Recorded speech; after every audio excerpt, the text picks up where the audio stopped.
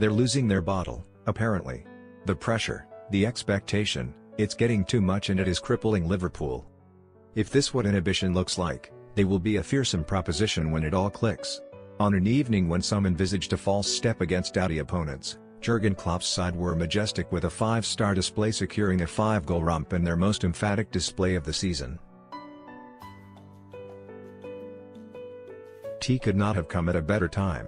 Here they were, fluent and flying, and the style in which they dismantled Watford, who have now conceded 16 times in their last 3 visits to Anfield, served to release the tension that has been building. From start to finish, they dominated and 5 goals could easily have been 10. Everywhere you looked across the pitch, there were men in red shirts running and chasing and showing just how much they want to be champions in May. Watford, simply, were overwhelmed. Both the full-backs were flying down the wing. Klopp heard about Trent Alexander-Arnold and Andrew Robertson, who got 5 assists between them. The midfield was flexible, the defense outstanding. It was just an all-round performance. Everything was good. He was wrong. It was better than good.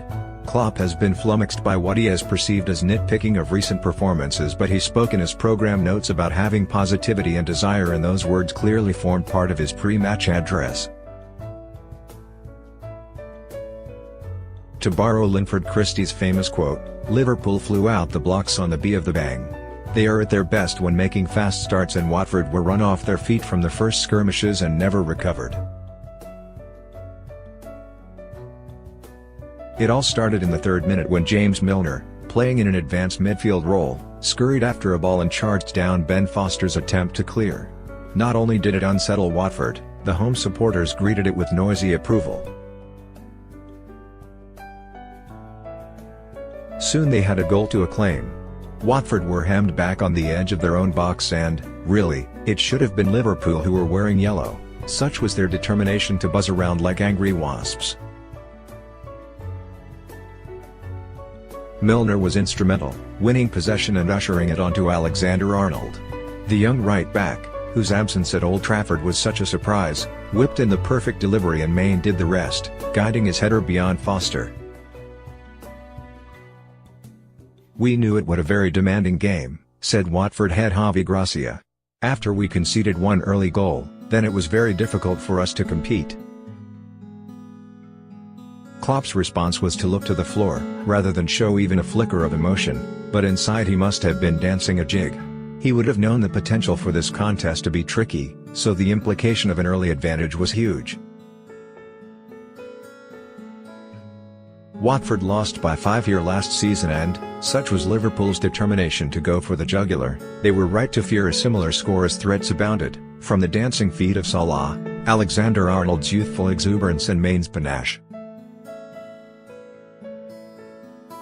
Salah, undoubtedly, has been out of sorts in recent weeks, but you could tell he was in the mood here as soon as he started setting off on those runs where the ball appears glued to his foot and he seems to be guided by a joystick.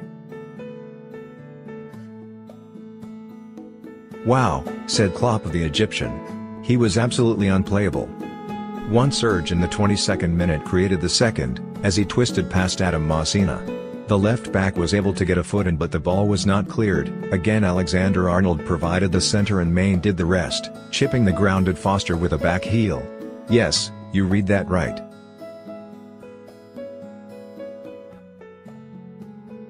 Here could have been more.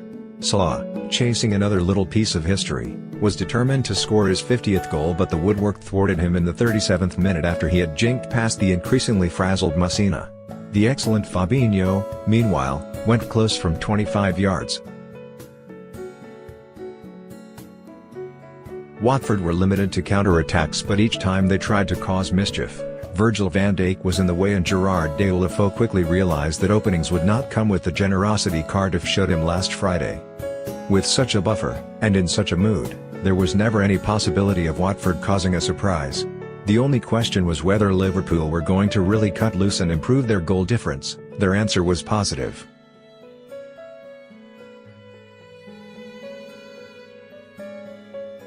Divock Origi, who was given the task of replacing Roberto Firmino, supplied the third, cutting in from the left and fizzing a drive past Foster into the bottom corner.